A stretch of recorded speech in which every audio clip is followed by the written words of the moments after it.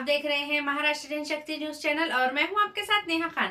आज औरंगाबाद क्रांति चौक यहां पर सरपंच संतोष देशमुख और सोमनाथ सूर्यवंशी इन्हें ओबीसी समाज की ओर से श्रद्धांजलि दी गई।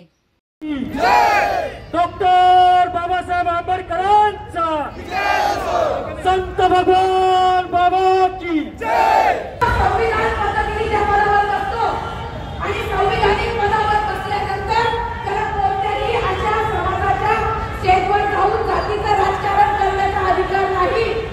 मुख्यमंत्री साहेब आपल्या पक्षाचा सुरेश धस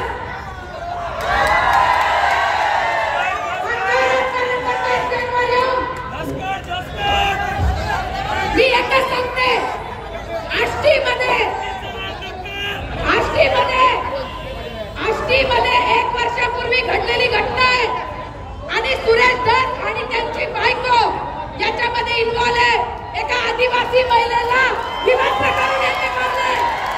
तुम्ही मनोज जरांगे यांच्या आंदोलनावर लावली त्या यासाठीची पण चौकशी करा।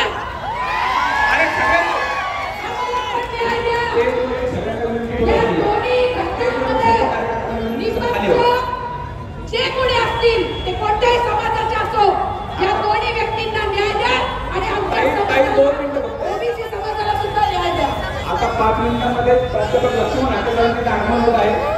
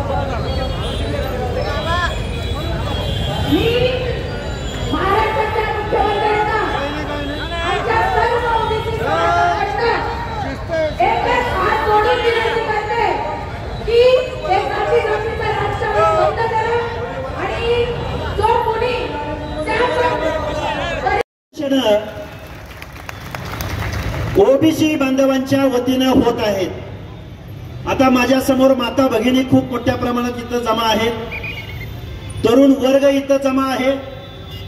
आम्ही गुन्ह्याचं कधीही कुठेही समर्थन केलेलं नाही, आमच्या नेतृत्वानं कुठेही समर्थन केलेलं नाही। खऱ्या अर्थानं अशी वेळ कुणावरही येऊ नये, शत्रूतल्या शत्रूवर सुद्धा अशी वेळ येऊ नये अशी मानणारी आम्ही सगळी माणसं आहोत। परंतु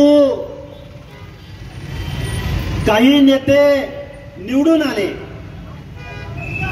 आणि हे आंदोलनातनं अपघातानं नेता झाला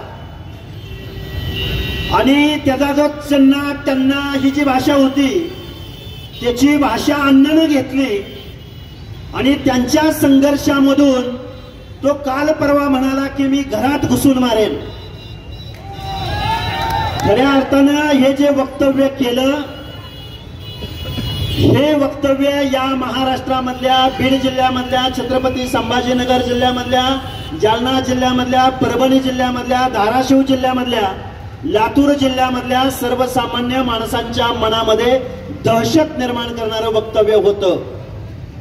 आम्ही गेली 10-15 दिवस सहन करत होतो। एका समाजाला टार्गेट करून सोशल मीडियाच्या माध्यमातून ज्या घटना घडत होत्या, एखाद्या कार्यालयामध्ये गेलं आडनावावरनं जात काढली जाते, एखाद्या शाळा महाविद्यालयामध्ये गेलं आडनावावरनं जात काढली जाते। एक अंजली दमानिया नावाची एक सोशल वर्कर बीड मध्ये आली, बीड मध्ये, आणि त्या काय म्हणाल्या की बीड जिल्ह्यामध्ये वंजारी जातीचेच अधिकारी आहेत। त्या ताईंना माझं सांगणं आहे